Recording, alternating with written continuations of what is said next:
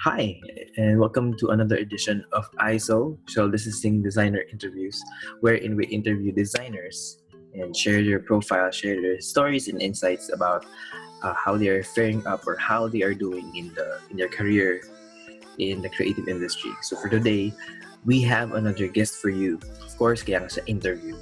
So we have a guest. I know him for quite some time now. I've known him from Graphic Artists Philippines. His name is Bernard Pena. So I'm calling him right now. So so thank you for joining us today, Bernard, for this call. So ang nakakatawa dito, for the longest time kilala kita from Graphic Artists Philippines, and I've actually looked up to your system. Meron ka kasing sistema, and that's something that I would really like the viewers to understand or to learn from what you've been doing, especially in these times na merong work from home setup. So some creatives are thriving, some creatives would still like to adjust. So first, syempre papakilala mo na kita. I'd like for you to parang introduce yourself. Hi, I'm Bernard Kenneth Pena. I do a bit of design, photography, illustration, and comics. I'm currently affiliated with 𝐃𝐞𝐬𝐢𝐬𝐧𝐠, Comics, and Mulat Magazine. Medyo medyo maraming affiliation, matindi. Nakikita rin kita sa comic sa mga sticker ko, 'di ba? So you've been doing those things as well. So medyo multi-talented na artist. So although mas kilala kita for illustrations, I'm also happy to know na you're also doing graphic design, di ba? Tama? So you're also doing those. I'd like to focus more on your illustration work. So kasi medyo distinct yung illustration work mo eh. Medyo in a way it's a mix of traditional and digital, kasi I believe nagsimula ka talaga sa traditional, tama ba? Oo. And yun, katulad mo yung dun sa lapis muna, naalala mo bili ako ng shirt na yun. Kasi yun, yung with the belief na na kailangan strong yung fundamental, tapos all else follow eh. Tapos all else follows. Tapos ang inano kasi dun, yung even when I switch to digital, try kong habulin yung quality of yung traditional artwork ko. So, yun, it's a conscious effort to stay yung organic look niya. Galing. And not a lot of people actually has that kind of style. Although kunyari ako, I know for one yung isa kong in-interview before, si Sir JP, he starts with a pencil and then binabrush din talaga niya. Tapos ini-scan pa niya. So that way for him, sabi nga niya ang idol niya in terms of that is Jack Kirby. So ikaw ba, do you have references or do you have parang mga iniidolo mo when it comes to what you've been doing? Madami. Mostly from the 90s, Jim Lee, mga ganun. Tapos sa local, kasi may tindahan kami dati. Tapos malapit din yung tindahan ng comics. So a lot of local 90s artists na nasa comics na like sina Gilbert Monsanto, Jim Jimenez, yung mga nasa Kick Fighter. Tapos yung sa mga funny comics na Sir Berlin na nalaysay sa Combatron. Yun. Combatron. Classic yun. I wonder if maraming pag sa mga makakapanood dito, kilala kaya nila si Combatron. Pero solid siya. Yung book niya, dumog pa rin. Ang dami pa rin Di ba parang nag-release sila ng Combatron recently? Tama ba? Did they release nag-release sila ng 2 issues, 2 consecutive years. Tapos, as far as I know, para yung compilation of the whole thing for this year, something like that. Mga ganun. So, exciting yung work sila. Tapos, they've also introduced AR dun sa So, pag ganun mo siya, yun, gumagalaw. Ito pala, so, with your illustration career, kasi nakikita ko ang dami mong trabaho. So, how do you get clients with your illustration? Kasi ang focus mo illustration eh. And I know some people who really wants to focus on illustration, but one, they don't know where to get clients. Two, how do they position themselves in terms of okay, so building. So basically, how do you actually build an illustration career here in the Philippines? How did I do it? Actually, yung story ko medyo kaladkarin eh. Kasi, siguro, so start ako, graphic artist, tapos I took in mga illustration projects. Tapos kasabay no, nung nagkaroon naman ng opportunity for me to join animation, I also did that. Background artist ako sa animation.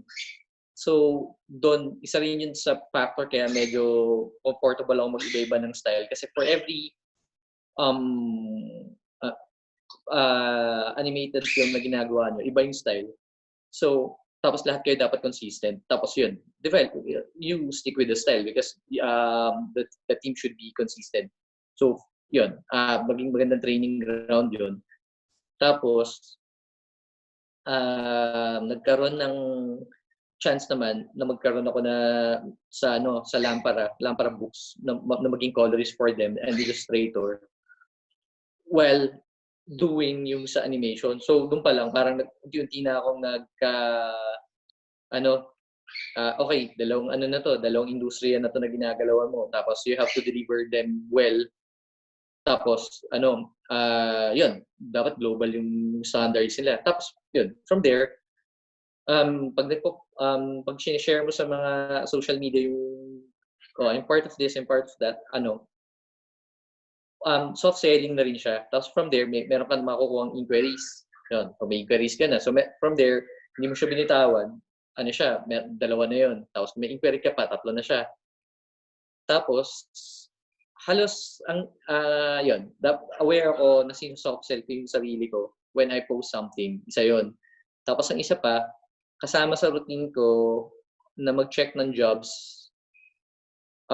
every day. Tapos to see where I can fit in. Kumbaga yung iba, ginagawa nila code, parang cold emails, ganun. Ganun. So, yun, kung may makuha, okay, hindi. So, parang part of it is yung may daily rejection ka rin or you get ignored. Kasi if you send in this much, say, 10 emails or 10 swerte na doon pagka may dalawa, minsan wala. Pero, yun. So, yun. Tuloy-tuloy lang. So, there's a constant movement sa'yo. Ang galing ng story na yun, kasi yung constant na tsaka sanay sa rejection, alam mo yun, parang hindi dapat tayo matakot na really do things. And I think kasama sa brand mo yung soft selling eh. Kasi I've been seeing what you've been doing na parang, okay, so this is what I do, these are my illustration works. So, in a way, hindi ka hard sell na, okay, illustrator ako. It's more of I'm showing my works. So, if in case you know someone or you're interested in doing this for your brand, that's good. Galing. Gandang technique yan. And I think people should learn from how you're doing it. I don't want to say na ganun, pero if they can take something from it, that's well and good. Pero kasi, what's keeping me, ang natutunan ko dun sa over the years of pag may nagtanong, minsan, what works for me sometimes doesn't work for them simply because of circumstance or anbawa iba yung strengths nila. So pero yun, I hope naman may makuha sila doon and tweak it to how it would work for them. Yeah, for sure. Kasi yan eh.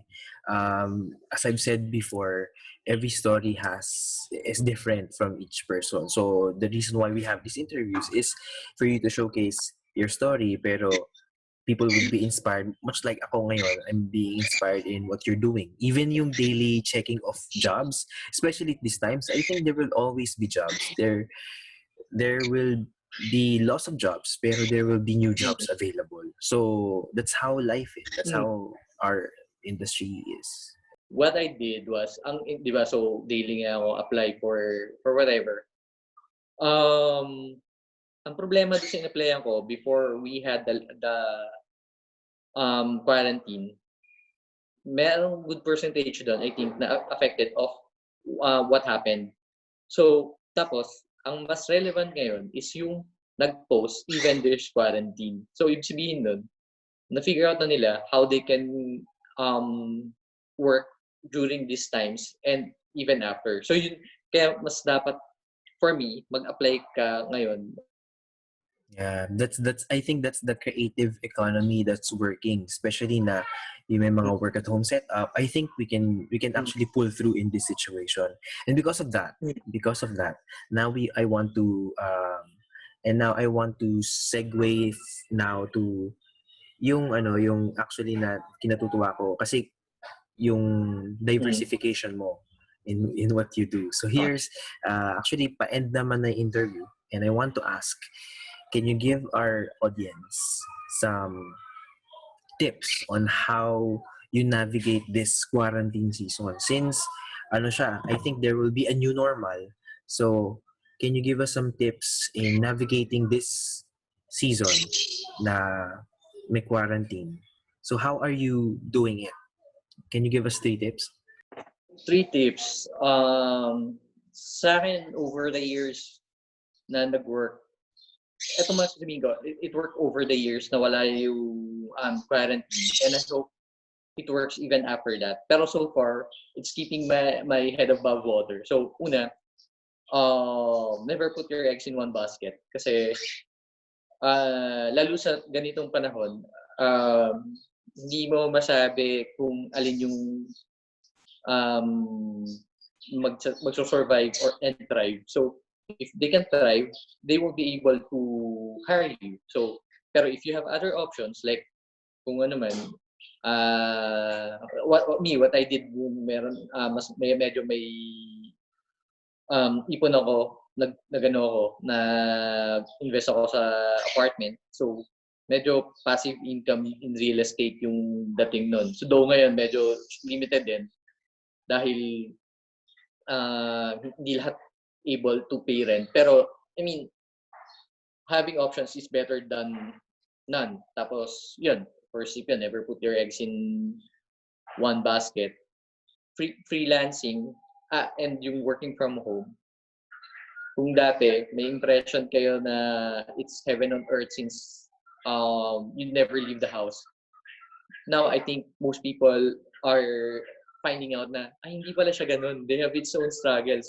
Parang may makikita ka na, kailangan linisin to pero nagtatrabaho ngayon Pero, tapos minsan, hindi ka parating parating matatempt ka na gawin na parang tipong, bakit ako naglilinis ng ref? Dapat ngayon nag-ano ako. Dapat ngayon nagtatrabaho ako. And, marami nun. Tapos, if you have kids, ayun, as cute as they may be, minsan storbo sila talaga sa trabaho mo. When you're at home, parang paano mo makikip yung workflow mo if you're the type of person na na dapat kailangan may ganito kang setup or whatever. So yun yung now feeling ko importante moving forward, especially if more companies will opt to work from home. Diba? So, yun, I think that's an adjustment for everyone. Tapos, yun, feeling ko yung mga susunod na panahon, more than ever, dapat, una, strong yung portfolio mo, tapos, okay yung workflow mo. With that said, if you can afford to have a backup internet, if you can afford a backup computer, para walang rason na parang tumigil kapag kailangan ng clients, yun kung kaya mo lahat pag-aralan yun. Kasi moving forward with this kind of situation, mas madaming creatives ang mag-aagawan for fewer jobs. So, labanan yun of how good you are, how efficient you are, everything na kaya mong gano'n na So parang, why would I choose you over the other? Unlike before na parang tipo, feeling ko mas yun yung yung magiging laban moving forward. Ito, additional question na lang pala to. Do you think, kasi nakafocus yung works mo mostly for illustration, and I think there will be other illustrators who are going to watch this. My question is there any job, creative job, that is, kumbaga, can you have a tip na, okay, so I want to be an illustrator, yun lang talaga yung focus ko? Or are there other jobs? Wala bang jobs na parang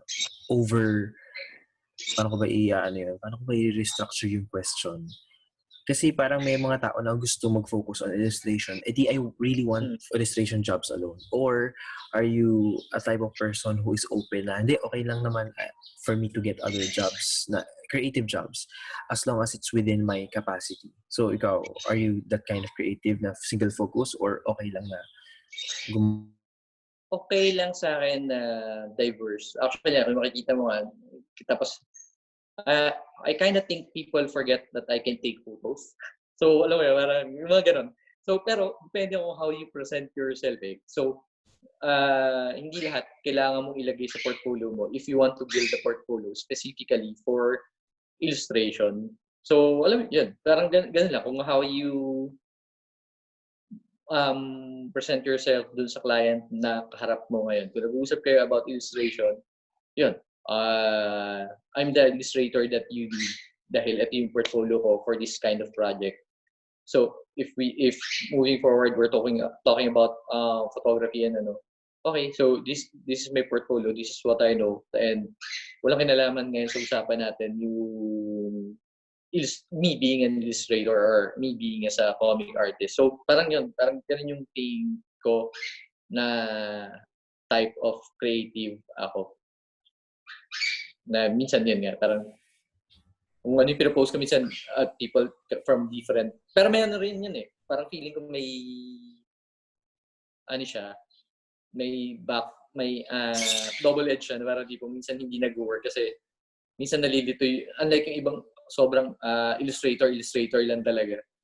Sobrang alam mo kung alam ng mga clients yung ilalabas mo na work. Sa akin minsan, ang struggle, if anything, is kailangan mag-present ng a few studies. Ito yung best take na tingin ko for your project. Ito yung gawin natin. So, pero minsan, hindi siya kilala. Ewan ko. Pero sabi nyo nga, nakikilala nyo yung gawa ko. Pero feeling ko minsan, maraming mas illustrators na mas consistent just because, yun lang talaga yung focus nila na style and take yun. Interesting take yun Interesting. Pero, yeah, I would agree on the note na I think kaya naman na mag-diversify din in what you do. Depende rin naman sa track mo. I guess depende talaga siya sa magiging track mo. All right. So that's all for today. That's all for the interview, and I really hope that viewers would really get to understand yung for me, ang pinaka nakuha ko kasi would be yung diversification of what you do eh. Yun siya. So although I'm a person who says mastery, pero if in this special occasion, like at our times now, I think we can still make do on how to be creative in this season. So yun, much like... Marami bata creative, I think kasi meron pa sa kanila, di ba yung mga job openings ngayon, mga tipo mo talaga nag-animate, mga ganun. So, I don't know. Feeling ko mas yung mga mas bata sa atin, mas magaling and mas diverse, if anything.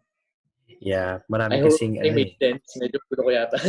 Yun, tama naman kasi mabilis yung learning curve eh. Mabilis ang learning curve, and I hope that they take advantage of also the technology that is available.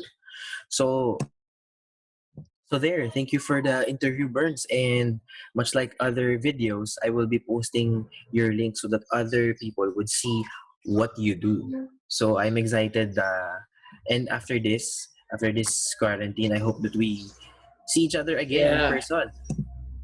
Oh, let's do that. Yeah, yung steak. Yeah, steak. Steak ulit. So there, thank you so much again for the interview, and I hope to see you after the quarantine. Okay? Thank you. Okay. All right, thank you. Bye-bye.